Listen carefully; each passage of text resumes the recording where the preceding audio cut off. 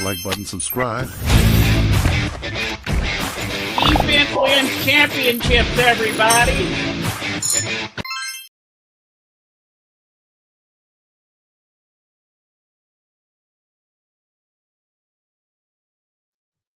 Welcome back. You already know what it is. We're sitting here at HAIRitage Sports Talk Live. I'm your host, Rodney Legendary Brown. I do want to say this. This is where we talk about everything on the outside and everything on the inside, and definitely everything in the cut. Hit the like button, subscribe, share with your friends, and make sure that you hit the little bell so you know when we coming on. Ladies and gentlemen, this ain't a show without my people, the ones who make the show. First off, I'm going to bring in my right-hand man, my guy, Mr. Tony Harvey. Tony, what's up, Rodney Legendary Brown? Yes, we back at it, bro. It's good to see you again. Good you working with the fellas again. So let's get on. Let's get down with the get down. Let's get down with the get down. Next up, never slow, always on time, Mr. D Speed. Speed, welcome back, my guy. What's up, man? What's happening, man? What's up with the fellas, man? Here What's happening? What's happening, D? Tone, what's good with it, pimpin'? What's good with it, bro? Been a minute. What's that? What's that say on your hoodie? I'm trying to. When I was covering reparations, the California Task Force reparation meetings and stuff, there was a guy selling one. Where did I get this one? I think I got it when they did it here in Sacramento. Of course, you know, they did it in the Bay Area, LA. You know, I've been to all those places, Oakland. That's what's up. So, you know, it's a personal thing and it's a professional thing, but you know, one day we're gonna get there, you know, and they still working on that. We're gonna get some chicken. But we gonna keep working on trying to get them chickens. You right? It's been like y'all fighting a good fight. Hey man, and there's a lot of other people in this fight too. You know, locally and across the state and across the country trying to make these things happen. Though, so. You know, I can't wear it out in public in a professional setting, but I can wear it in this type of setting, you know, let you know I'm a human being. You know, I have some personal things that I'm connected to and reparation for the Black community is one of them. I want my chicken too. I'm glad. What's up, Rod? Not too much, bro. How you been, man? Boy, I'm moving and grooving.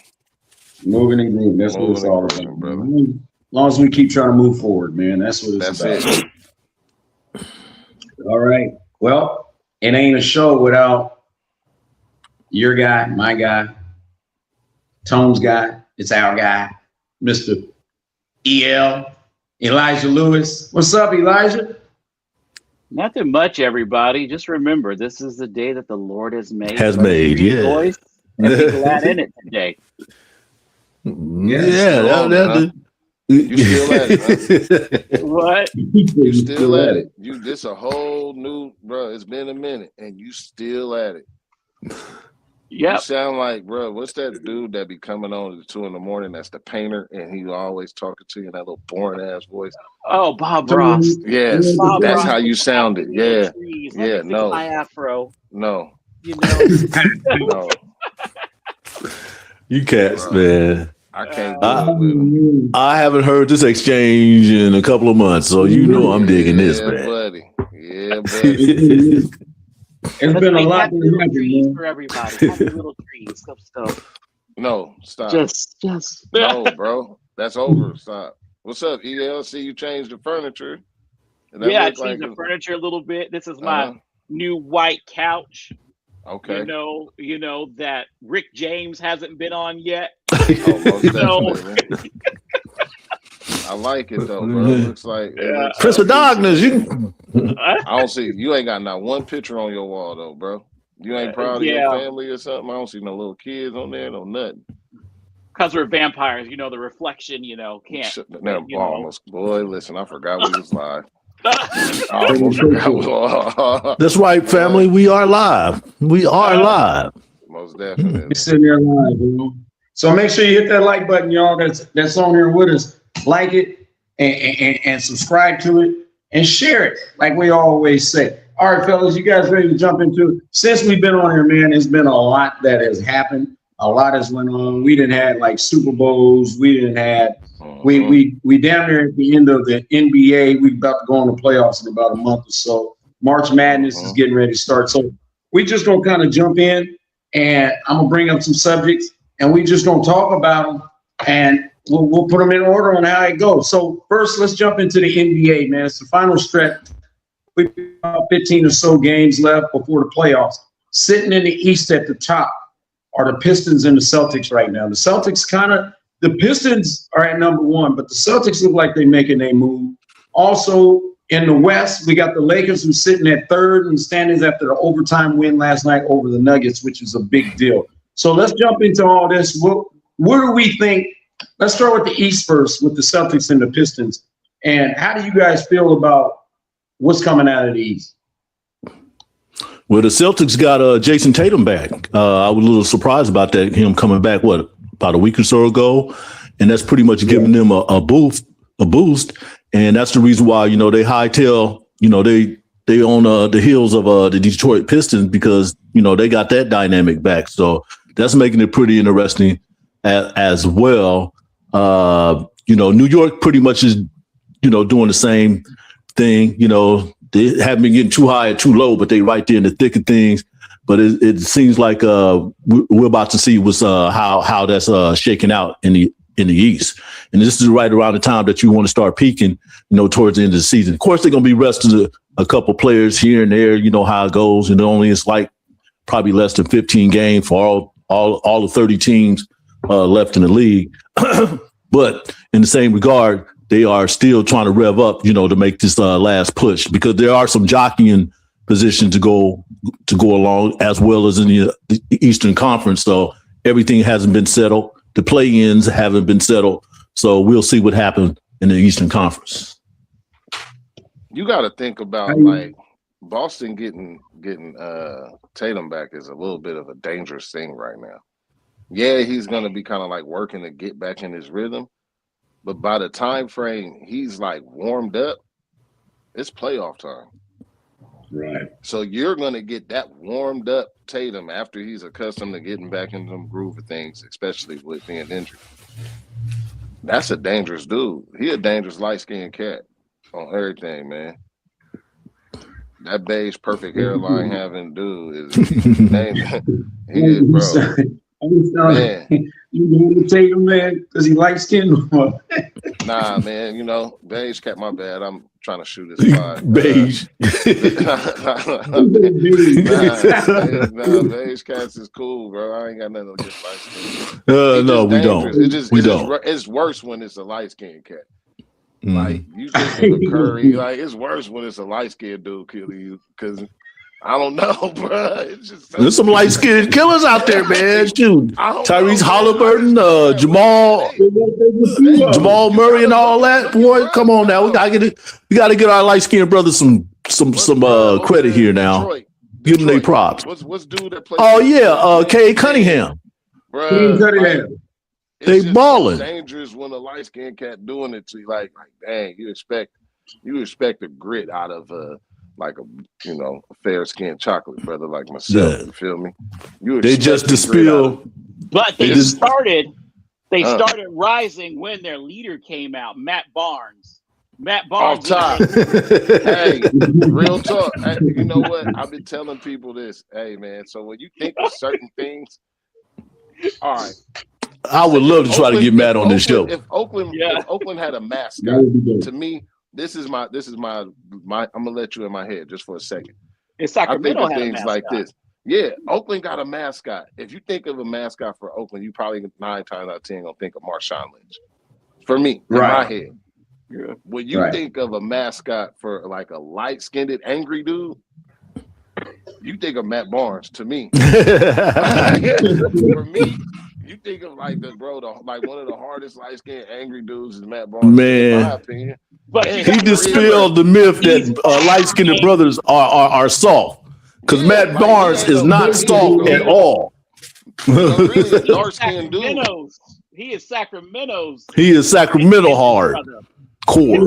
Now, when you know some of these cats on like a behind what most people see them in the element, when you know them like on the back end, you realize really how dope they are. And I ain't light skinned and shaming no more. Now it does look more dangerous when a light skinned person does something aggressive to you, like or put it out there. So yeah, I'm gonna stand on that statement. And Matt Barnes is an extremely intelligent person. People don't understand that. He got about 3 or 4 businesses. Okay, you know, he got a couple podcasts and things like that. He got a great education at the University of California, Los Angeles, UCLA, and he talks that talk and he walks that walk. But understand, what I really like about Matt Barnes is his intelligence. Okay, you know he can push it to the edge. Okay, he's not going to back down for any type of fight, whether it's verbal or physical. But outside of that, and he has did a lot of good things for the community here in Sacramento. Believe that. You know who I think is a light-skinned killer on the low though, and we ain't got to see him in that element, and he does a good job at checking himself on it. Is Steph Curry. I bet you that little beige Tasmanian devil. I bet you he got some he got that in him, but he do a good job at maintaining it for him. I love the way he keep his peace and the presentation and saying that's dope. Yeah. But that remember now, he was born in Cleveland. People don't realize that he grew up in Charlotte, but he was born in Cleveland. Okay, not too far. Well, no, he's a few years younger than LeBron, though. But I mean, and you know, his dad was had a killer instinct as well, too. So, you know, big ups to the light skinned brother. Can't do it off top. When the beige person do it, it looks worse. Hey, but who's number 1 and 2 in the East? We talked about. I mean, the West. We was talking about the East. Pistons and Celtics. No, that's in the East. No, in the West. In the West. Number 1 and 2 is OKC and Spurs. The Spurs are zoomed up to the top like nobody's business, man. Yeah, man. Bruh, I ain't gonna hold you. I think the Spurs got it this year. You know why? You think so? You know why? They got a light-skinned French man that's actually healthy this year. Wembyama. Hey, Bootsy for that one. And this light-skinned brother can hoop. Shoot. Hey, it looked worse when a light-skinned dude do it. Worse.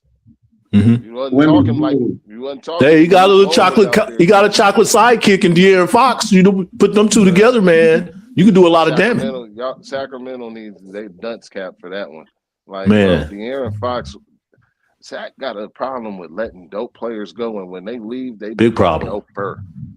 They go do their thing. You attract with everybody. Like the last couple of picks that they've had brought to that city, to that team, is always been eyebrow raising. People be like, man, for what? If you look at it, to me, you got to. The next thing you know, we were just talking about that too, D-Speed, because you know Davion Mitchell, he done moved on. Of course, they traded Tyrese Halliburton a few years ago. But here's another one that stands out too. I know we are talking about the Western Conference. Remember when they had Neemias Queta, the big 7'1" center who played for Boston Celtics? Yep. They let him go.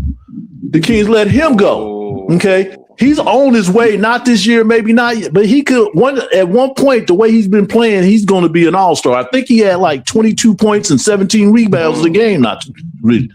Okay. You know, he came out of Sacramento Kings system organization.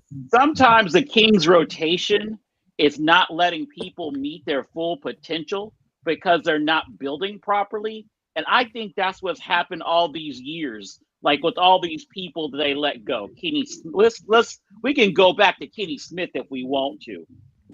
He got 2 rings. Kenny Smith got 2 rings with Houston. Do we want to go back to Kenny Smith? Do we want to go back? That was said, my bald-headed brother.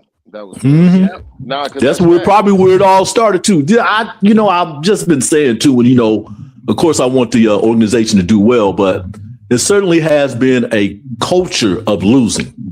Okay, with the Sacramento Kings, they only made the playoffs one time in 20 years, and that was just recently. Remember, they had 16 straight seasons of not making the playoffs. They have made so many bad decisions, whether it become players or coaches, because we always talk about the 2 Mikes, Mike Malone and Mike Brown. It's just it's a system, a legacy of losing. And that culture is really kind of like seeping in other directions too. But yeah, and just based on what D Speed has said, some of these players that you have given up on, there's been a few of them who left and got rings. Okay, people don't realize Peja Stojakovic got a ring with the Dallas Mavericks when they won it back in 2011. Yes, he did. But remember, he was coming off the bench with his health right. That team was amazing. That team that had Dirk, man. That sorry, man. That was the lick. I don't know what other thing to say. Sacramento Kings, man. I like the lingo, Lige. I like that was the lingo. I like the lingo. Okay.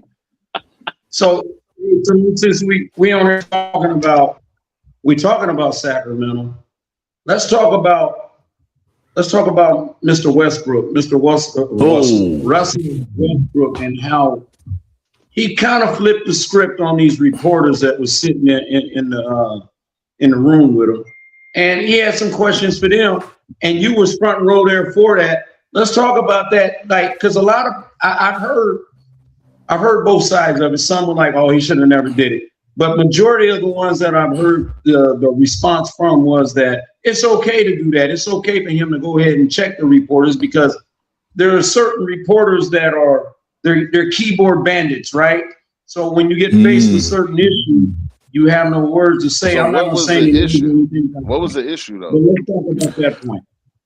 Well, once again, I was sitting in the front row when that happened. That happened March 5th after Sacramento Kings lost to the New Orleans Pelicans. I think it was 133-123, and they had lost their 50th game. Russell had a pretty decent game that day, so they brought him out to speak with us. So we never know, we're the ones always asking the questions. But obviously, he probably been checking out some social media platforms, podcasting, maybe some things in print that were said about him and the team that he didn't like. And he had to line it up to square it off with certain people in the media, at least that covers the Sacramento Kings, because there's a couple of people I don't even consider them as being reporters. I look at them as being social influencers. So he was like, okay, Russell's like, okay, look, here I am. Talk that mess in my face. Okay, so he's going around asking questions. You got a question? You got, and then he specifically pointed out one person who's a little bit over the top about his commentary, because they've been spinning the same narrative. Why Russ been playing so much? Why Russ taking all these shots? Why Russ is playing more than the younger players and stuff like that? Well, there's something else that goes on behind the scene as far as how they work. You know what I'm saying? They work together. They on the road together. They practice together. We don't see all of that. And Russell was trying to explain to that. Also, Russell was trying to explain, like, look, we come out here and talk to you with respect. We expect respect in return. Yeah. Okay. Right. And he's kind of right about that. And he also said, okay, you get to critique us, but we don't critique you.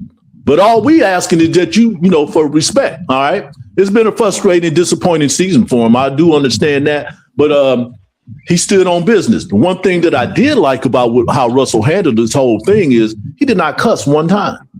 He did not cuss one time. Now, there was a couple of reporters that he had asked these certain questions, and they responded right there on the, on the spot. Then there was one, he waits, he pissed down his leg, you asked me, but he waits to run home and get behind his microphone and talk trash again. But that was the whole point. Y'all know how we do it out in the streets when you hear somebody talking about you and going, crazy and saying all these negative things about them. When you see them in the streets, you be like, okay, here I am. What you gonna say? What you gonna do? Okay, because right now I'm telling you, we're gonna have to square up.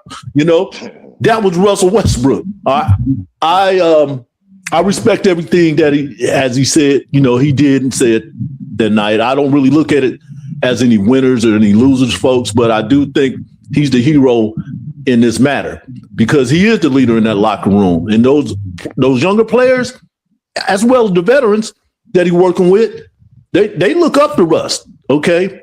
The record does not say so. I mean, they didn't had a really dismal season as far as, with those injuries. They at time didn't have the right personnel on the floor. I understand all of that. But that probably was more or less his job to come out here and address the media in that fashion. Now, that's the first time I ever seen it blown up like that. You know, I respect those beat writers that he talked to. I understand. But the other two, I understand why. Okay. Because they have been a little bit too subjective on those microphones, talking about the state of this team. Now, of course, we all have our opinions. Everyone here on here, all my brothers, all my colleagues, we do have our opinions about things, and we do say something. But some of that stuff, this is what Russell Westbrook was getting at, it's personal. It's personal. Yes. Then you got some people that never even played the game on any level. You know what I'm saying? But you want to get behind that microphone and be the big bad wolf. When we already know, you know, you're the one who's building a foundation on sticks, not on concrete. So I totally agree with him there because, yes, you know, in the last 15, 16 years, people don't understand as far as being in that media room, you know, we're dealing with also some social influencer. OK, let me just be, you know, before I move on and get y'all comment. All right. This pop particular mess, media Tone. Room. Pop your mess, Tone. Right on, G-Speed. This particular media room, this media core, I'm not talking about the television people or the beat writers. All right. There's hypocrisy that goes on in that media room. There's a backstabbing that goes on in that media room. There's plagiarism, whether it's in print or audible, that goes on that media room. There's division that goes, and it's only spurred by a couple people. Why? Because they're not journalistically trained.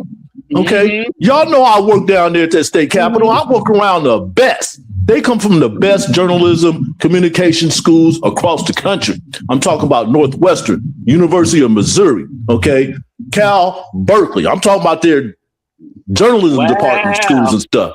All right. The best. They work for the Washington Post, Politico, okay, Bloomberg. All right. The LA Times and San Francisco Chronicle across the board. Even our locals, we got some good ones down here at KCRA3, Fox 40. But we have some people in that media room, the Sacramento King media room. And I'm just talking about a couple of them who just think they the ish because they didn't have to get that type of training. Folks, I look at this as a practice. Okay. I have a journalism degree. Okay. I got it from Sacramento State. All right. The College of Arts and Letters, a Bachelor of Arts in Journalism. So I can talk this. I can say this in this space. Put your fingers up there, Tom. I can say this, bro. Fingers up. Fingers up, D-Speed. Roddy EL. Marichelle, you behind the scene. I'm telling you, I'm shooting this stuff now because that's what I'm sitting in the front row listening to Westbrook spit this out. Just like, go for it, man. Okay. Go for it. Because a lot of these people, there's some people in there who don't have this type of training, but they came in, you know, through the back door and was able to cover the NBA. All right. And there's some, that's all they're doing is cover the NBA. Here, let me tell you this, because I'm going to say this from a point of view of somebody that's been in the media room in the 90s. Okay. There were no fuddy-duddies. Okay. You know who I was in the media room and did it for reals? Was Andy Katz. And if you know anything about sports, I know Andy Katz. You know Andy Katz is the man, top of the chain, baby. Okay, he's doing Big Ten. He's doing Big Ten sports right now. Yep. And if you know that, with all these little guys that want to have this little podcast and this little YouTube channel and that want to talk a big game, you know what they need? They need Russell Westbrook's foot. Okay,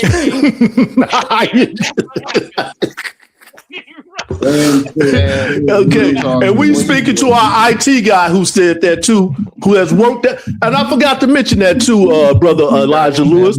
Okay, because a couple people who also cover the Kings, they come from the Fresno State University journalism department too. We got two of them down there. One is a beat writer, and one works over there at KC. Fox 40 in sports too. So I look at that journalism department as being one of the top schools in the country as well. And if Andy Katz came out of there, now we're talking. But I'm talking about training. I'm talking about practice. I'm talking about discipline. Okay, all those, come into play. Nobody just come in here and just you go to these schools and just cover sports. You got to learn advanced writing, advanced news writing. You got to cover politics. You got to cover state politics. You got to cover city government. Okay, entertainment. All right, the medical field. We cover all of that. You come in there and talk about, I'm a reporter. I cover the Sacramento Kings, and that's it. Yeah, get the hay out of here, man, with that mess. Hey, you riled up though, but yes, it got me riled up. I also do the press with my pictures, and you guys know that I will get phone calls. I don't do press that often, and when they go ahead and call me to do press, they know that I'm going to be professional. They know that I'm going to do my job. I'm going to do what they ask me to do, and I'm going to stay in my boundaries. And I'm not going to ask stupid crap, because as the press, my job is to stay in the middle and report objectively to the people objectively through the lens of my camera with no BS. I'm going to show you exactly what happens with my big white lens that come out of my camera. Okay. Speak on it. D-Speed, you wanted to say something earlier. Please chime in. I mean, it's kind of simple for me. It's like there's the proper. We know what your job is. You know how to do your job professionally. We know what your job as a journalism, or in journalism and as a journalist is. So there's a proper way to do your job. You got to either go through the training or be taught either on site, whatever the case is. It's a proper way to do it. When you are taking that and then going a step beyond, like you said, you going into crossing the lines and making it personal, then that's not doing it properly. You're actually doing some sucker stuff. And I respect wholeheartedly if that was Russ's response to addressing sucker stuff being done, most definitely do so. He understands that you're a professional athlete, so in some form or fashion, these writers are going to talk about you.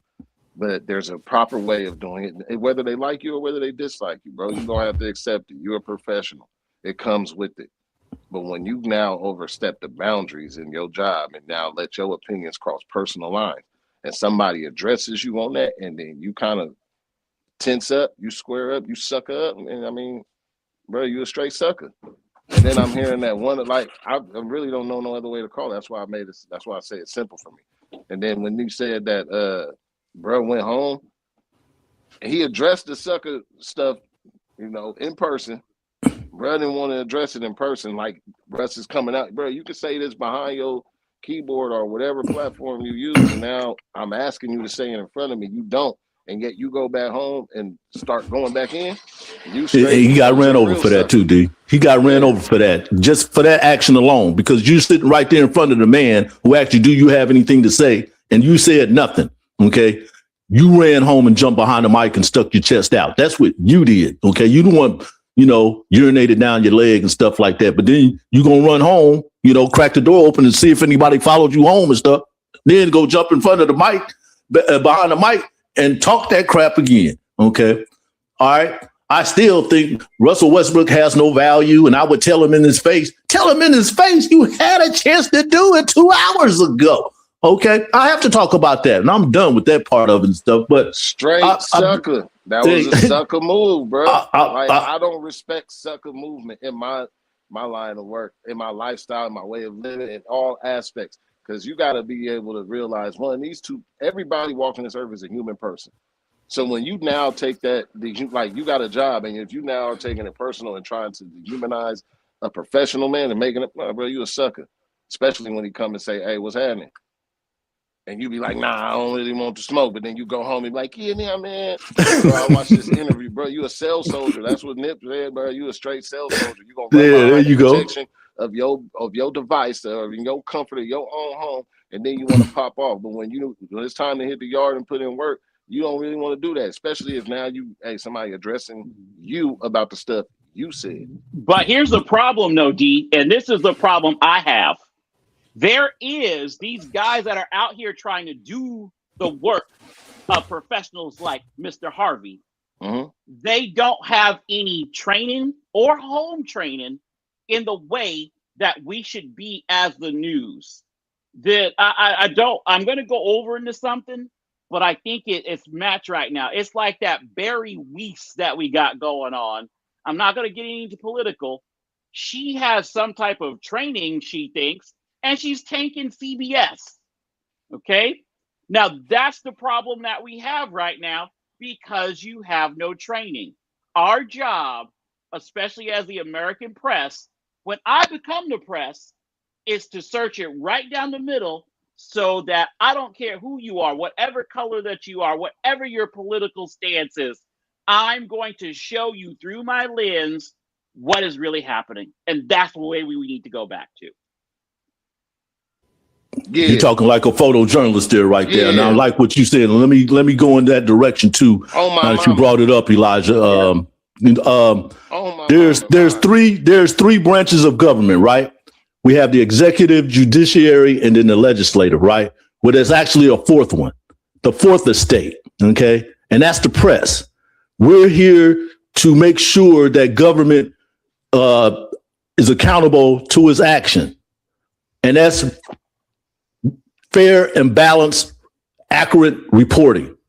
That's what I stand for. That's what I mean, all right? I can go all the way back when I first saw Walter Cronkite broadcasting that a man is about to land on the moon. First, the contraption is about to land on the moon, okay? And when I'm listening to this, I'm a 4-year-old kid, so D-Speed, go ahead, say your thing. I was going to say something, but I'm leaving. But what I'm saying is, when Walter Cronkite was doing this on CBS News, and I'm watching a little black and white, he communicated with us where a 4-year-old could understand.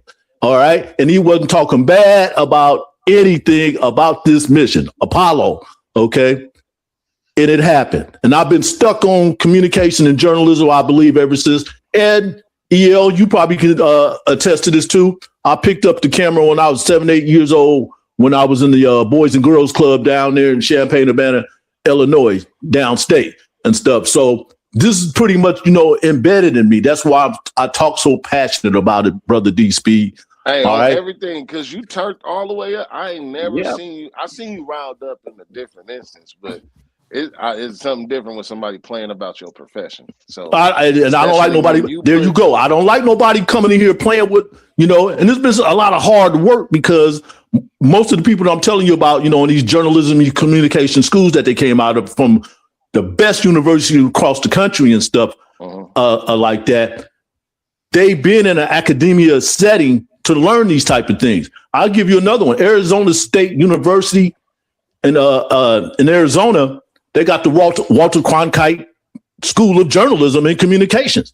We had like 3 or 4 of those people around here in Sacramento. We still have one. Jake Gayden over there at CBS 13, he came out of that school. All right. Then we got that other one out there in Michigan. I forget what they call it too, but it's named after a famous broadcasting journalist, pioneer and things like that. Those things matter. Those things matter. When you coming from some fan site or some podcast and you get a chance to, go down here and cover these sporting events and stuff like that, and then just think it's all about you and you didn't have to do anything else. Okay. But you really, running, you're flying on fraudness. I have to speak up about that, Brother D-Speed, EL, Rodney. I have to. Yep. I'm the same way because I was doing stuff like I was doing little shoots and doing photojournalism, and I will never forget that. The first person I really got to take pictures of is Kevin Nash. Kevin Nash, if you out there, man, I love you. But Kevin Nash, we went and we go ahead, chopped it up. We gone ahead and I showed everybody, yes, Kevin Nash is here and what Kevin Nash had to do. And that's where it comes from.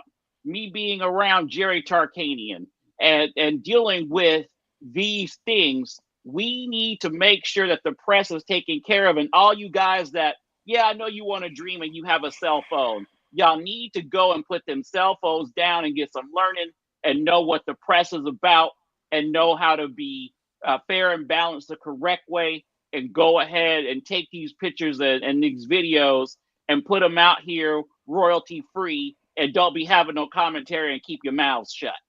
Oh my mama. I'm gonna end that statement with that. I support this message. I support these messages. Elijah broke it down on me. I think I can. I think I can cool it off right now. Yeah. Say it. On my mama. On my mama. After you say that, there you go. Mm-hmm. On my mama. I'm very. I know we kind of carried this conversation probably a little bit longer than we should have, but nah, man. Bottom line, bottom line is you take your job that seriously. No matter yes, I do. And there's others that are like you who have taken that, who understood that. I gotta properly know how to execute this job. Yeah, so they came from some dope. They came from some dope backgrounds. Like, so there's an understanding. If you're gonna call yourself this, there's a standard to which you have to move, and once you move out of that standard and you do some sucker stuff, then that has to be addressed. Or just don't do it. It's okay to mess up, but learn. Yeah. Right. Or just don't do the sucker. Somebody stuff. had a question. Don't call yourself that title. Yeah. No, exactly. I have one thing to say, and I want Marichelle to make sure we get this as a clip. X Games people, please let us come out there as a crew, because we will show you what middle-aged black men can do when it shows to the press, and what needs to happen, and how Sacramento needs to be covered in a neutral light so that these athletes can go out here and take care of things, because we don't need that coming out of Sacramento.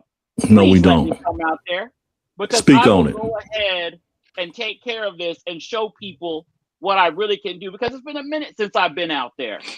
And now Mr. Harvey got me fired up, and it's time for me to bring my lens back out in this city. Bring it back out. You gotta Speak say, on my it. mama, bro. Oh my mama, oh my hood. No, leave the rest to just say, oh my, that's all you gotta do. It's not as, you can't go out. I can't go out and say that I'm a medical doctor or engineer, or things like that. Or a politician, for it, like, bro, because I haven't been properly changed. But I also noticed that just that one word, my colleagues, journalists, it's a sexy word. It really is. Okay, and it can apply to a few things, but a lot of people use it in the wrong context, in the wrong manner, and that's what I don't like. Okay, you ain't no journalist. Okay, let's call it what it is. You're an online influencer, podcaster, blogger. That's what it is. Okay. I second that emotional feeling about with the title that you earned.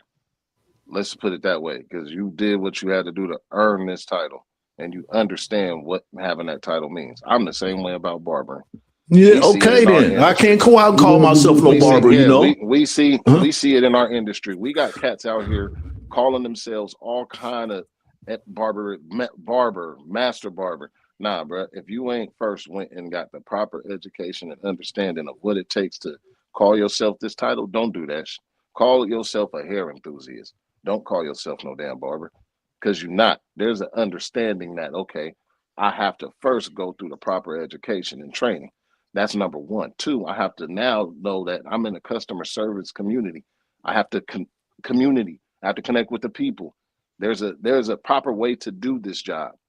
And then once you do so correctly, some dope stuff can happen. But don't take that title and say that you're that person when you're not executing what it takes.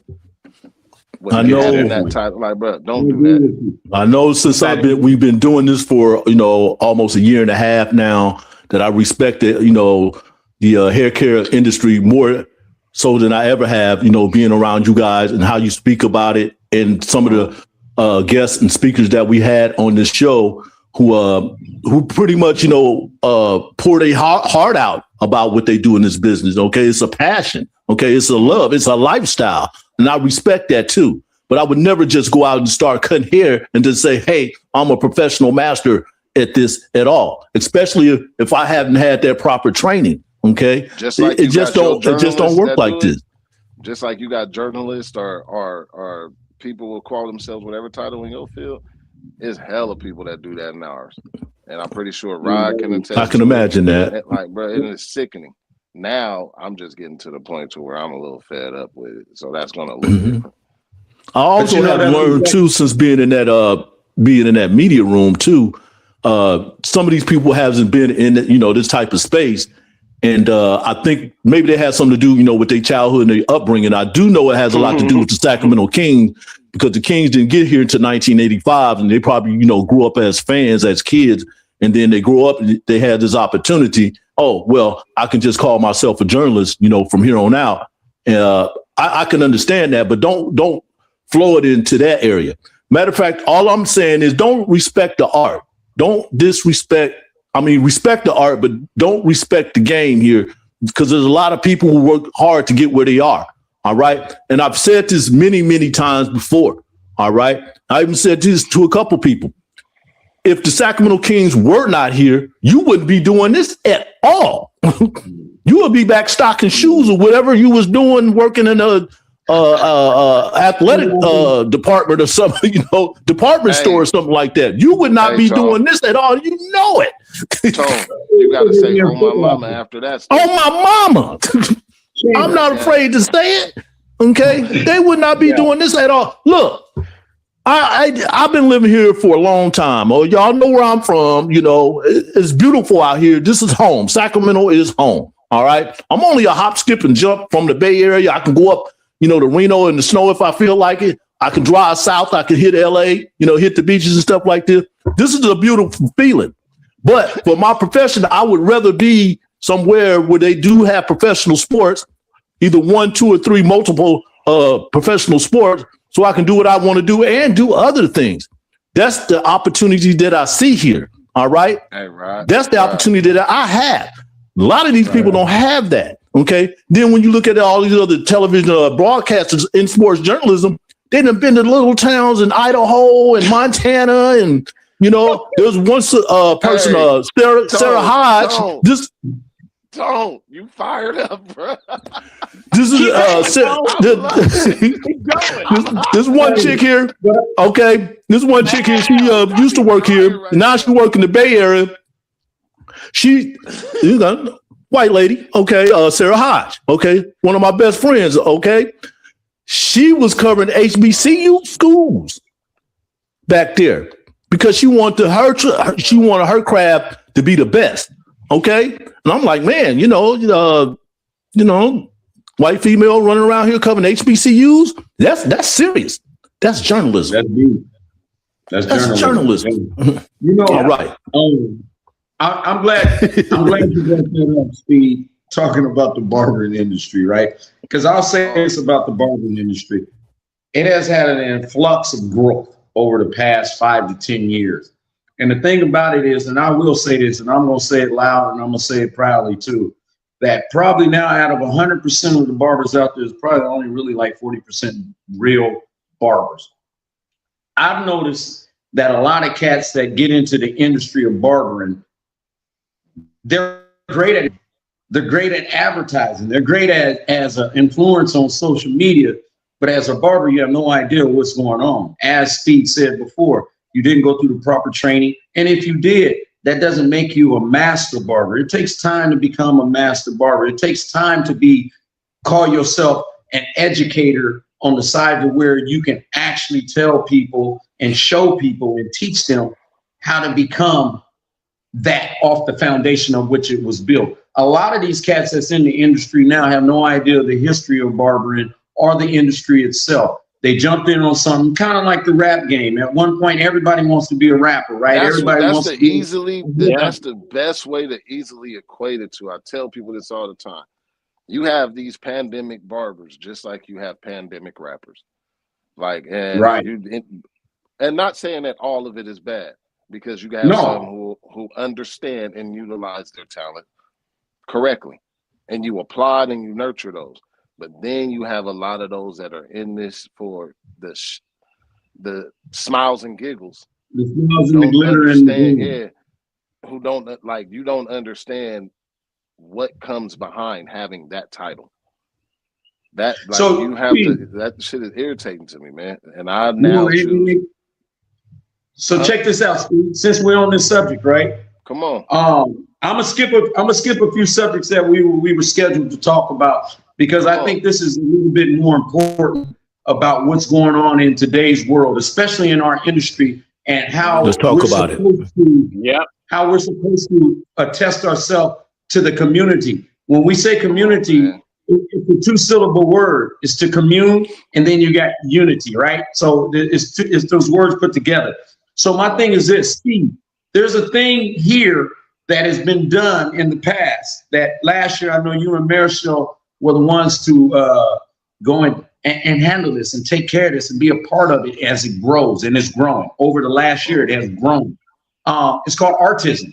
Let's talk about the artism, and let's talk about what it means to the community and what it means to be a barber and understand that side of it. Because I can tell you right now, it's not about sitting in front of this damn camera right now. I can care less. The only reason that I'm sitting here is because I got my boys with me and we bring these kind of subjects to you. If we was just to come on here and just, we just don't talk sports. We gonna talk about the Russell Westbrooks. We gonna talk about the LeBron James. We gonna talk the rumors.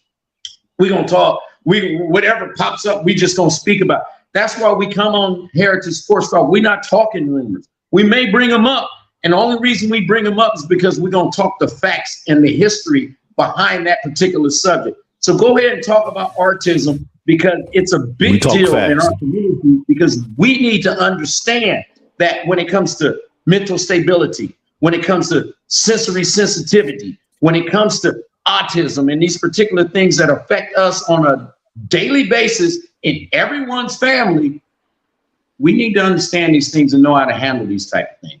Go ahead, Speed. It's on you, bro. My bad. Nah, it's all good, bro. Take the floor, D.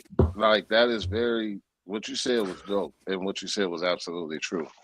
A part of being in the community, and that's a part of barbering. So let's just go there. And if you ain't got that, you a sucker. Like, I'm just gonna call it what it is. And I know I say that word often, but I really stand on it and mean it, because I personally know what I put into calling myself a barber, number one. And because I've been doing so this way, I have attained certain levels and status in this to properly talk my stuff the way I do so. And I dare somebody to challenge it or look it up, because, I mean, Google it, it's there. With that, a part of being a barber is the community. You're at a barbershop, and if people don't understand how important barbershops are, and the community I grew up in, it was just as important as churches. And that's where I went to see and get groomed as a man, but I went and got an understanding like how men are supposed to move too. I got some game, I got some ism, I got some act right. So when I chose to do this, when I chose to be a barber, I encompassed all of that in what I'm doing. But it wasn't until it hit home for me that the autism community completely it's not, the light isn't shined as much as it is on other disparate parts in our world. Like other communities, like we have at-risk youth, we have trouble, like all of that. But because this one was so personal to me, I personally chose to give back to my community in this way, which is way back when I first started barbering, I would do free haircuts for all children with disabilities. I will hold out blocks of time when I'm doing so. I did an event when I co-owned a shop when I was on 16th. And it got the notoriety of the news station. And this is just me doing it from the kindness of my heart. Through that, birthed a dope relationship with a lady named Valerie Bird. She is actually the one who runs the Autism Awareness event. This is now the 5th annual one. And it'll be done, I believe, hold on, wait, I got the info here. It's going to be Saturday, April 25th from 11 a.m. to 4 p.m. I'm going at Burbank High School, and I'll be there. It's like, to me, it's basically what she has on here. As far as what you can expect, it's going to be celebrating talent, experience the creativity of amazing artists on the autism spectrum. There's going to be interactive art stations where you can create your own special art pieces, community resources where you're going to learn about resources available to families. That I'm gonna pause right there because that's important. Today's society, we have more kids who are born on a spectrum than we know about. And some of these families and some of these kids some of these people having children don't understand how many resources they have available to them. From where it's daycare facilities, like even myself. And again, Shell came and helped us promote we understand that sometimes giving something as simple as a haircut to a child on the spectrum can be a task. You like really have to be understanding of that community and understanding of like what you're trying to do on that child and make them comfortable and creating that safe space to where they can decompress, warm up, and relax. And you have to also know certain sounds, like the clipper sounds are triggers to them. So create the acoustics in the room to be more soothing. Have something else, little gadgets and gadgets. The five senses are very prone and very sensitive and on that. So if you can attack them and calm a kid down in that, then you're gonna win. And you're gonna build a connection with that kid. And now that parent or that child's guardian has a resource that they can utilize when they need to go ahead and get something as simple as a haircut done. Because you understand it. And if you understand something and don't execute from the game that I done got from the OGs, you just as prone to the problem as the problem itself. Right. That's just how I grew up. Those are like characteristics as men that I choose to employ and will do so. And in this industry, I'm going to do it this way. And I just linked up with a couple of cats who got that same understanding. I don't got the energy no more to get people to understand because we see how lost a lot of people are. But I do got the energy to lock in to those who got one. And we are creating, building, and doing some dope, amazing stuff. I just choose to go this route. I told you, brother.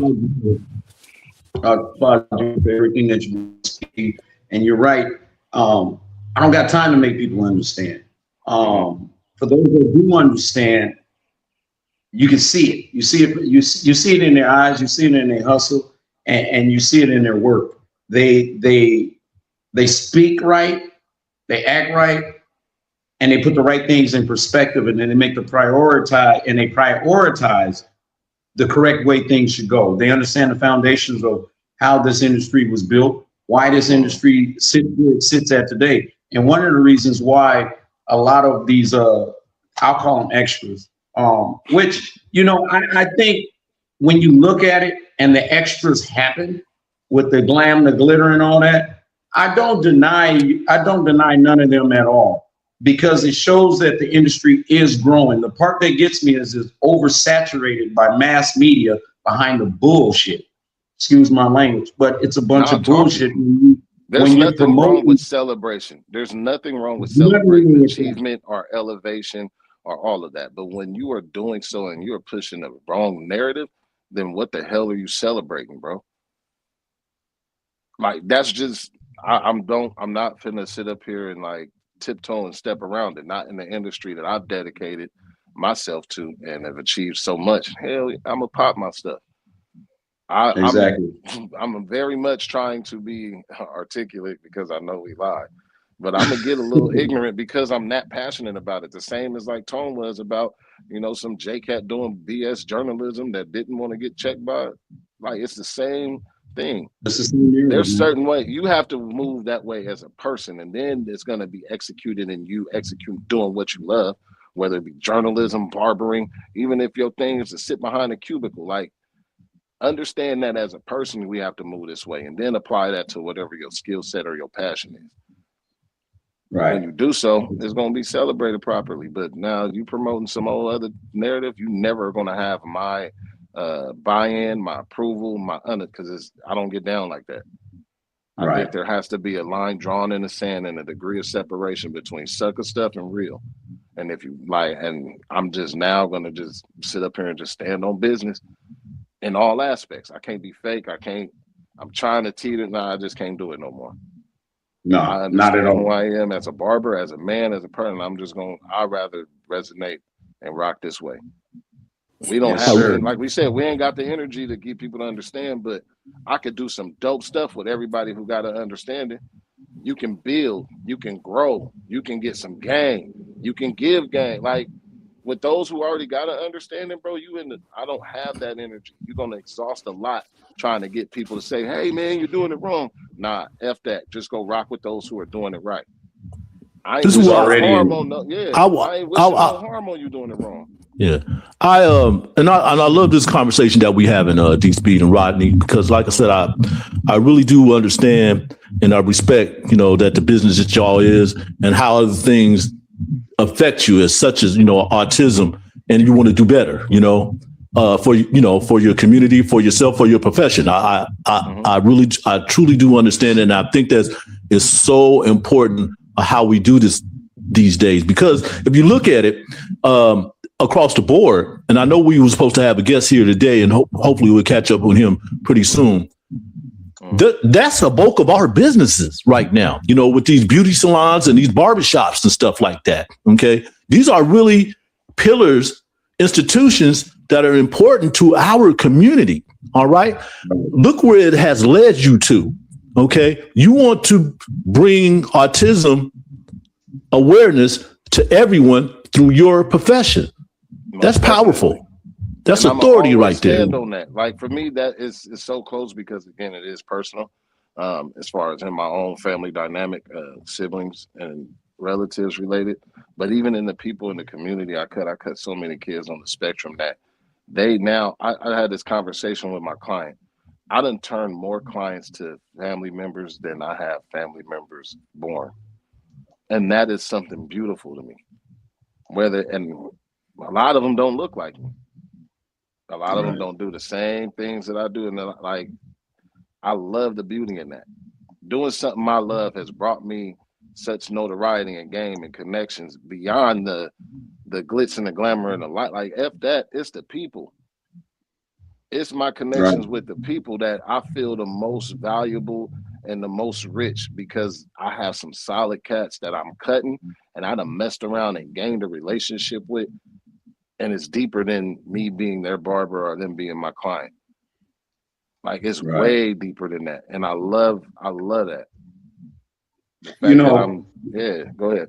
No, I was just gonna say, man, the crazy thing about it is we've dedicated ourselves so much to community that we continue not to only educate, but we also continue, me and Marisol and myself and Speed, I know you as well too, but we continue to educate ourselves, not just educate others, but educate ourselves in different areas and different subjects and things like that, just so you can grow, because you never can learn too much. You never know too much. So what we've done with our everyone knows about HAIRitage Barbershop here in Sacramento, California, but we have a second location called Achilles Imperial Cuts. And what we decided to do with Achilles Imperial Cuts out there in North Highlands at 7444 White Avenue, what we decided to do is dedicate 2 days out of the week to the sensory sensitive and to those who may have autism and to those who have issues with the feelings of clippers and these things. So we're converting that over. We have a back room there that we can convert into a room, that we are converting into a room for those with the sensitive. So these 2 days out of the week will be for those family members of those, and I've got family members like this. Like I said, it's in everyone's family. It's not a black and white thing. It's not a Chinese, Asian, or Latino thing. It's not an old or young thing. That has nothing to do with it. It's in everyone, and everyone has to do with it. So we dedicated ourselves to these days of the week. So when you can't find those, I want to say there's only one other place in the vicinity of Sacramento region, right, that dedicate those services. So these 2 days out of the week, we're dedicating those services to those that can't find that. Because I remember, and Speed, you're going to agree with me with this, there was times, and I've done it myself and I feel bad for it because I was just getting into barbering, but there was parents who would come in with their young children, the ages of 4 or 5, maybe even 8 or 9, and they didn't want to sit still, not understanding the fact that the clippers were too loud, the touch, the feel, the smells, all of these things matter. But they would sit in the chair, put their child on their lap, and forcibly hold them down. Now, it took me a while to understand and be educated, right? And get educated on the fact that that's not the right way to handle it. Right. You got to think, I did my first year in barbering is where people ask me, when did it start, me doing this free haircuts for all children with like disabilities. Now, this particular program, yes, it's with autism, but I go crazy in all sides of being able to lend my craft out and positively affect a community that gets overlooked. But my first year in barbering, I witnessed this lady get her child's haircut by a barber in the shop, and he was acting wild, bro, going crazy. And she was sitting there trying to calm him down the best way. All the mind, there's 10 people in this shop. There's 10 people in the shop, bro. A lot of the barbers were sitting up there heckling the kid and like, oh, you got a bad one, like going back and forth. Even the barber cutting his hair was kind of like, like going crazy. The lady leaves, the man finishes the haircut, lady leaves, and I'm thinking, a couple minutes later, I take a break. I'm outside, and I see her sitting in her parking lot crying, bawling, crying, bro. And me that I am, I'm just gonna walk up to her because she was just by herself. I mean, the kid was in the car playing around, but she was just bawling, crying. I asked her, "Ma'am, are you okay? Like, is something going on? Do you need help?" She was like, "You don't understand what that experience did for me, like what that does to me. When you obviously see and you don't understand that this kid has an autistic issue. I don't even know. I don't want to come to a shop. It took me 2 months to build up enough courage because I know what that's going to do for him. It's an environment of loud noise, like it can be." I'm like, dang. So I told the lady that going forward, I said, "Ma'am, I understand it and I can see the frustration, and also me having a nephew who was on the spectrum. I know the difficulty. So if you would like it and if you're comfortable with it, you ain't got to bring that kid up here no more. I would personally go to your home or wherever setting is comfortable for him and can perform it in whatever environment that's going to be conducive for you and him to get this done." That is when I decided that I'm utilizing this craft to positively affect particularly this community. I've done hella stuff with all others, but I'm going headstrong in all the children with, whether you on a spectrum or not. The fact that somebody cares and understands and gives a damn, I'm gonna do all I can to positively affect that community that doesn't get looked at, young or old. Right. I don't even limit it with children. Like, and I'm in senior communities, bro, going crazy. I'm still the same barber who's, Cupertino and cutting at the NFL, but I'm still also the cat that's going to play bingo at the old folks' home and giving them haircuts, bro, because I give a damn. Like, it's different. And I'm not yelling at nobody else who, if you don't understand, cool, but when you do, it's going to be beautiful. But I will go against everything you standing for that's pushing a narrative of lack of understanding, because don't call yourself a barber, bro. Say you're a hair enthusiast. I feel you on that, Tone. Don't call you a dime, bro. You're not a barber. And please don't approach me or invite me to anything that you're doing under the misunderstanding of that, because I ain't showing up. I'm not. I hear you on that too. I'm not following phoniness either. Right on there, D Speed. I understand what you're saying, man. And I like I said, I appreciate, being in this space and, and listening to these things, from you guys' perspective. That's why I always say it's about y'all upbringing. And I do, especially you, I do believe that you was brought up in the right way to understand everything is not going to go your way. All right. But as long as you understand that, you can make yourself better and you can make this world better. I'm saying I'm the same way. You know what I'm saying? Every day, bro. I'm committed to being better every single day, committed to doing something to better myself. You are committed to. Over the course of a year, I'm going to change and upgrade 365 times over. If that's the most easiest, if everything is meant to go forward, 10 seconds ain't the same as 10 seconds now. Yesterday is gone. If everything is created to evolve and go forward, why are you content with staying the same or doing something the wrong way?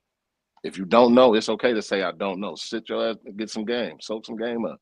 That's right. It's okay to say, I don't know how to properly do it. Or if you've been shown that you're doing something wrong, to take accountability. Oh, my bad. All right, let me learn how to do it right. Ain't no judgment. Or ask somebody, raise your hand. Or ask somebody, right. Or ask somebody. When you feel like you know it all, and especially you moving the wrong way, thinking that you know it all, bro, I'm cool. You know what I mean? Because I love learning. I'm trying to learn every day. Shoot, I'm loving learning. It's good, but I be a student, because one thing I can't deal with is fraudness and misinformation. Like, the best teachers are great students, bro. I'm always going to be a student. I don't know. It irritates me when people got weird ways of concepts of thinking and going about doing things. So I manage my piece and rock with the cool cats like y'all on this show. I do some chill, cool stuff. I almost cussed again, but I'm working on it. Hey, you gonna be you. I understand, man. We all get to that edge. We all get to that edge, though. Hey, but Tom, I did a speaking event at this barber college, right? I had Rod and Shell there with me, man. And I ain't gonna lie, bro. I was dropping so many like irregular words that shouldn't have been said in that setting. And the crowd loved it. The feedback that I'm still getting from them, like everybody was like, dang, it resonates. But listen, I can't even put none of the recordings that we did from it up because I'm talking so unprofessionally, but hey, ignorant too. I'm ignorant with it. But it sounds like you was getting your message through because if the crowd was digging it, me to come back. But now I learned, bro. I'm telling you, this is what happens when you sit down and listen to the OGs like Shell and Rod. Now I'm gonna go back instead of just pushing the purpose of educating and giving them information. I'm gonna push a narrative of what I'm on or what I'm promoting. Right.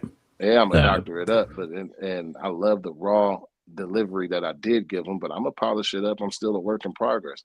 I was able to sit down and get schooled from Rodney. I was able to sit down and get schooled from Shell. Hey, bro, you did good. Just we gonna doctor it. Like, bro, you got to take that game. That's free game, bro.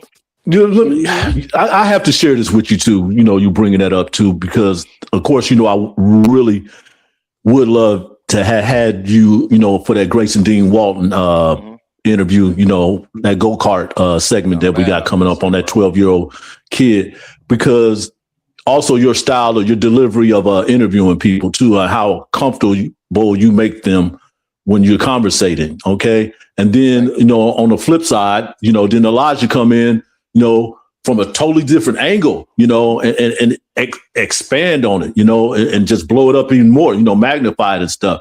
So what I'm saying is, as far as my profession, I'm learning from you guys. Okay. How I can make myself better, going through these interview process and stuff. And it has been working. That's why I like Rick Fain, hearing things from his perspective, and Rodney, he's an orator. I like when him being the lead host and things like that, because he know how to communicate. So yeah, you guys are barbers and things like that, but I learned so much about from you guys. D-Speed, it's just a blessing to be in this type of setting. And public speaking is really important with us. I do a lot of things too that I shouldn't be doing. That's why I don't want to put myself in a position where I'm using foul language all the time, because sometimes it would blend into my writing. It's like, I could do that better. I could say that better, without using this word or that word and stuff like that. So that's why I kind of realize I'm always going to be the biggest critic of myself. But then when I'm also knowing that I can do better, I just got to sit down and learn and gain the information and be a little vulnerable. Say, okay, hey, I might need a little help. You be vulnerable to the right people, you're going to soak and learn something. You're going to soak some game up and learn some valuable information that's going to help you in the way that you got to go. And that's the end game goal. You got, everybody's been seeing it. The thing is that we do what we do. Do we do it 100%? No, because I think if you do it 100%, you're perfect. And there's not one person that walks this earth 100% perfect. So as long as we learn from our mistakes and the slight little iffies that we have, that's what it's all about. Like you said, Speed, I got up there, I did what I did, I dropped a few of these and a few of these, but at the same time, it takes that sometimes too to grasp that one or two or three in the back that's not paying attention, right? But I know next time I come in, I got your attention the first time. So now I'm on my sole professional right now. You're gonna want to listen to me, because I can drop to your level, but at the same time, I'm not gonna stay there. I'm gonna rise back to the level where I need to be, because this is what you need to hear, and this is how you need to hear it, because you got to carry yourself a certain way when you jump into the industry, especially when you're dealing with public. I mean, I can own shops and educate all day long, but if I'm running around dropping the F-bombs all day and I'm playing illiterate, I'm gonna call it illiterate music when it ain't nothing but be this, him this, in that, and all this and that. And I'm letting people run in and out, staying drunk or high all day long. Well, are you smelling like that yourself? Are you like, yeah, bro? Right. I'm setting myself up to failure. So If I'm learning from Right. these mistakes, that's 100. Everybody's talking about keep it 100. When you keep it 100 is if you make a slight mistake, rewind, review it, and correct it. That's all it is. I have to extend that to, what you guys talking about, us being, in this arena as well. But I want to give a shout out to Mark Jones and Kyle Draper, who you also know is part of the broadcasting team for NBC Sports Bay Area. They do the Sacramento Kings and things like that. Straight up orators, really, wordsmith, really know how to put together paragraphs and sentences, stuff like that. Of course, they can't say certain things on the air and things like that, but I learned from them as well, too. And some of that stuff that you might hear from me flow from them through me to you guys or something like that. And I really do appreciate them being around the Sacramento region because they are brothers, so they can let people know, and everybody does, feel them. You know what I mean? Everybody, they got their critics. That's what I'm saying. Bro, you're not going to be for everybody, but for those you're not going to be for everybody, D. It's just a different understanding. And one, thank you again earlier for the comment. And I take a lot of game from you too, especially with the background that you have in it and as much invested. Right on. In you, EL, and even Rod. It's all like this is my game session, and also to share my ism as well. And to display some ignorance. I'm okay with being perfectly imperfect. I'm dope already, and I'm getting doper. Like I know that. I know I don't know everything, but I know when to sit down and listen.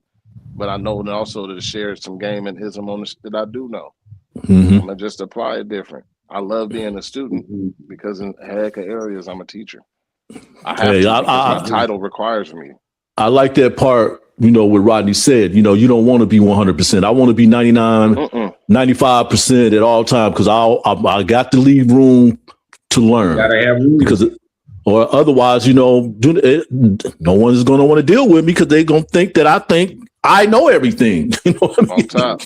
Okay. And this is what you guys have provided for me and stuff, So now let's tie all of that back in. If you don't know, then that's where you can gain some ism. You got to know where to go though. And that's why that's why I attached with Val back to the autism thing. Yes. Because she does so much to educate and to give back and to inform every single person in that community. And with her, like she linked up with top programs like SMUD, Golden One. Like you guys recognize some people on the flyer that I didn't even know. And she's making waves with this. So why not attach and be a part of and say, hey, bro, guess what? I'm a barber, and us barbers in this community understand the importance of sensory-free haircuts. And if you just so happen to need one on a continuing basis, you can go to Imperial Cuts. They do so twice a week. Boom. If you wanted to come to a private studio, D-Speed has one. You now have resources. When beautiful people get together and connect and now gain, and you got like a resource center, you can gain some ism and do some more building off of that. I'm going that route. If I attain the lights and the camera and action, cool. I'm going to show you how I did it. But I'm going to go this route. It feels better, bro. This feels way too much.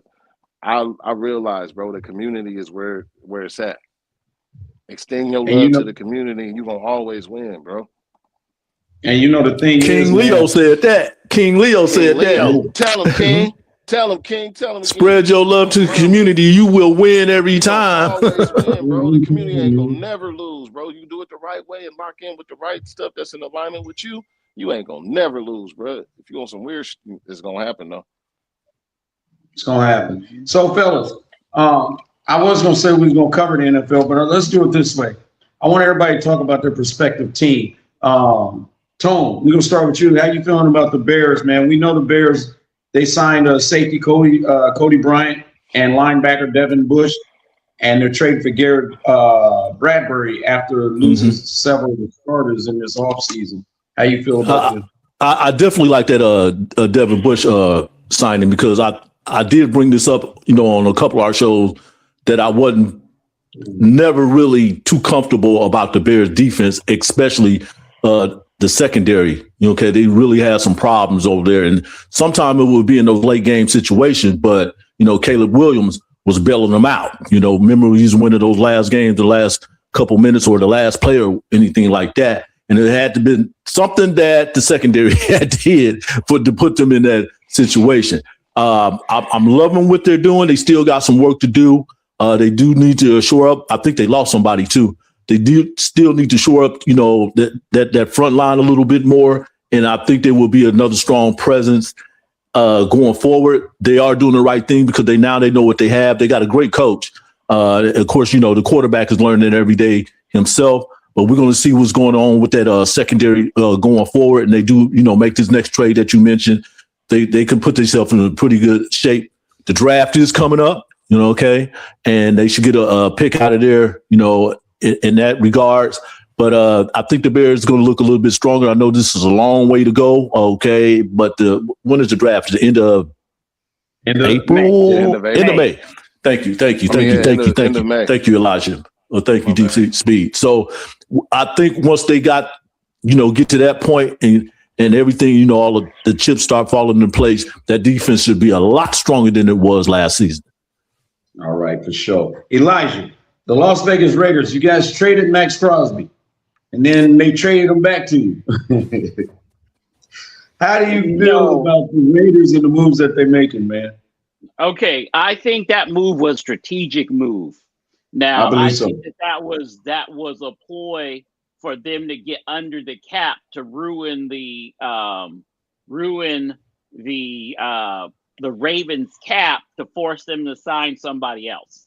So what's going on is the whole thing with Max Crosby. If you guys haven't heard this, there's a video floating online that is a 5th grade teacher that explains what happened with the whole trade.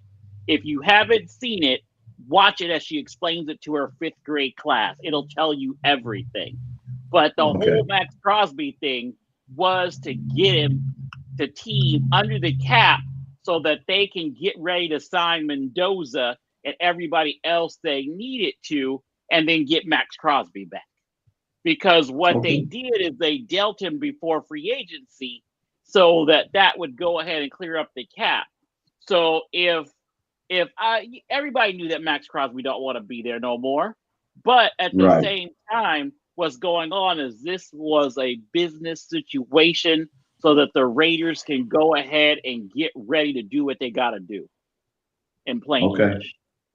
All right. It looked like they're making some move. Speed, man. We're going to jump into the NFC West where last year, man, we were hurt. Everybody said we wasn't going to do certain things, but we still went on the season with playoffs and all. We went 13-6 with 6 6th-rounder picks and 5th-rounder picks and this and that. None of our starters really played. We made some moves. We brought our boy Dre Greenlaw back. We signed Mike Evans. We also went out and traded with the Dallas Cowboys, and we brought in Osa Odigizua. How you feeling about the Niners, bro?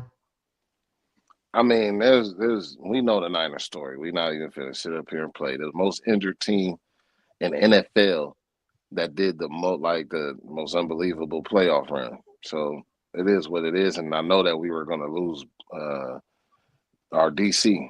I know he was going, especially with what he was able to do with that banged up defense, and as phenomenal as they still turned out. I knew he was going to be gone as soon as the season was over. So I mean, Mike Evans is raw, and I haven't really did my homework yet on we got from Dallas, but I know now with our personnel coming back healthy. Of course, Ayuk is probably going to be gone. I mean, we replacing him with Mike Evans. That veteran support and his ability is going to do some damage with all. I mean, you already got what's the name? Brandon? Not Brandon. Ayuk, but Pearsall. Yeah, Ricky Pearsall. You got Ricky, and then you got Jennings. Brandon Jennings. Brandon Jennings. Juwan may be gone, but no one's picked him up yet in free agency, so we might get him on. We might get him back. I mean, I think it's gone, but I think Mike Evans is a bigger threat than both of them to me. So I'm for it. Yeah, I agree with you, especially in the red zone. All Listen. right, we know that. I'm just going to put up a few mentions on this part. New York Giants, they signed Harbaugh as the head coach. The Ravens, after that Knicks failed physical or whatever they want to call it with Crosby. They went and signed Trey Hendrickson, and then Daniel Jones stayed with the Colts for $88 million for 2 years. All right, and then I'm gonna jump over to motorsports real quick. As I mentioned, Michael Jordan's 2311 Racing, they dominated NASCAR's Cup Series with Tyler Reddick winning the first three races of the 2026 season, and which I think is how you guys feel about this brother Michael Jordan owning this racing team, man, and they already making this kind of noise as far as historical. Just real quick, I got it real quick. So I get him, AL. Yeah, I saw something online. I didn't know that. Remember when about probably was about 2 years ago, they were saying that he was making a bunch of noise and that he needed to go set his butt down. Well, what happened is that Michael Jordan actually made billions for NASCAR, because what happened is that they made all the NASCAR, the family that owned NASCAR was trying to get them to squander money, and Michael Jordan's legal team got the thing and they would not sign the NASCAR contract. And remember, they were calling him all kinds of racial names and everything else like that. Well, Michael Jordan was actually researching the situation to find out that they were squandering over like $3 billion or something like that. So Michael Jordan has actually added to the sport, giving NASCAR back to the other owners of the team and drivers over $1 billion. So Michael Jordan's impact is immediately being felt, especially after those 3 wins that he had. Definitely. Sound like he won't be pushed over. Michael in this to win. Yep. He just won a lawsuit recently too. And for those that are here on HAIRitage Sports Talk right now, please jump on YouTube at any given time and like, subscribe, share with your friends, and check out the Willie T. Ribbs interview, which is one of the dopest interviews. And then we also got an interview that's coming up. We'll be posting shorts starting tomorrow with Grayson Wilcott. Grayson Wilcott is the 12-year-old professional. I'm going to say that again. He's a 12-year-old professional go-kart racer who has raced in places like Italy, who has dominated the go-kart scene at any given point. Please go support this young man. And I'm not talking about him just knowing racing from a racing point of view. He knows the business side of it too. He's paying attention. His parents are doing great with him. I want to give him some love. I definitely want to let you guys know that when you hear this name, I'm not sure at the age that you can turn professionally, but he wants to drive for NASCAR. He wants to drive for Formula One. One of his favorite drivers, or I should say his favorite driver, is number 44. You guys know who that is, right? Lewis Hamilton. Lewis Hamilton. Mm-hmm. That's Lewis Hamilton's number. So he wants to put step to Lewis Hamilton. He even said, when I get to that point and I'm on a professional level, I hope I can still use that number 44. So I want to definitely give Grayson Wilcott and his family and the team on that, because he's doing great over there. All right, I'm gonna jump into some quick mentions real quick, because we did have the Winter Olympics that just went by back in February, and it was some historical moves made, and it was from an African American point of view. Layla Edwards, first Black woman on U.S. hockey team, first to score a goal and win gold for the U.S. Team USA. And then we on the bobsled side, we have Alana Myers Taylor. She continued her legacy as the most decorated Black Winter Olympian. In speed skating, Erin Jackson followed her historic 2022 gold medal win. And also in bobsled, Brian Sosko. He's a Ghanaian American track star. He turned bobsledder, made Olympic team just 18 months after starting the sport. And then in skeleton, we had Miss Kelly Curtis, reappeared in her second Olympic and continued her role as the first Black athlete to represent Team USA in the skeleton. So for all these historical moves that's made, these are things that sometimes we don't hear about. They fall through the cracks. I don't know why. But they fall through the cracks. Well, anyway, they're not gonna fall. They're not gonna fall through the cracks with us, because Roddy is on it. Roddy be on this news. Roddy, you get this stuff out here, man. Get this stuff out here. Let them know the greatness that we're doing out here, especially, across the board. Motorsports, snowboarding, okay, bobsledding, ice skating, hockey, all these things. I'm not talking about the major four. I'm talking about these other things that's going on here. I mean, we got this kid coming up here. You please, if you are listening today, when that thing pop up on YouTube about Grayson Dean Walcott, please tune into this. This kid is phenomenal. Okay, he's having his little issues, with society and things like that, but he's showing how young he is, trying to reach excellence, trying to share it with everybody. And that's what I like about him and what his parents is doing. But yeah, Rodney, keep bringing it, man. Keep bringing it. I learn something new every time we get on this show.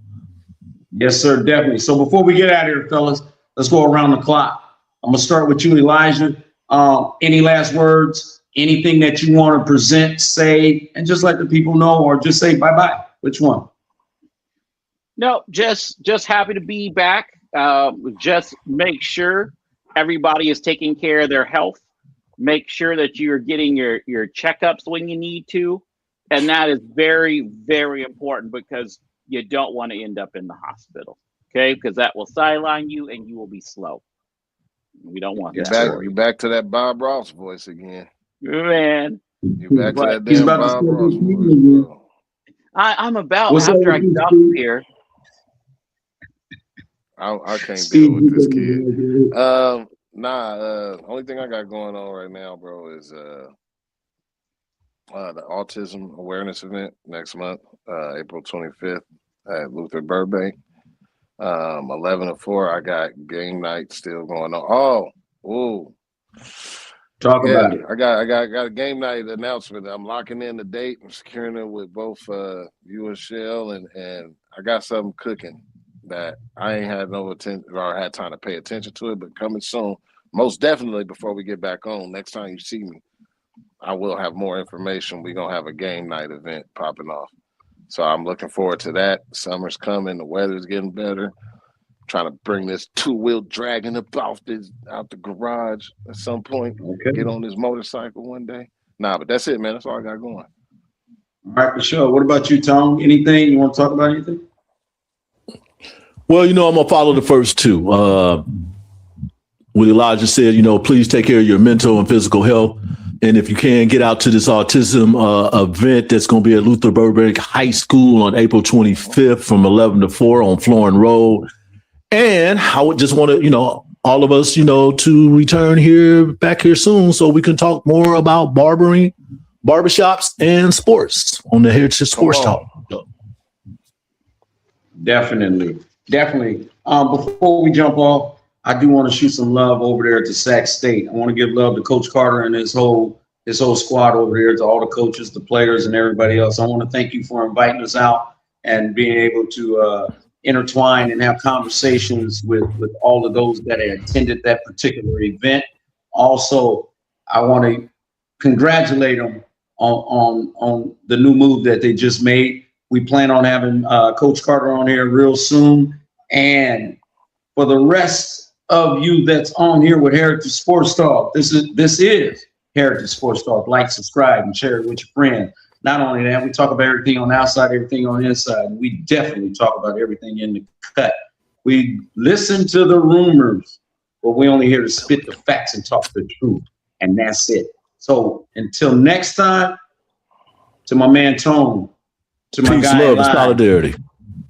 Yes, sir. And Speed, nothing but love, my guy. You guys stay man. sweet. Nothing but love, Rodney. Nothing but love, my man. Until next time, we love you guys, and peace. We out.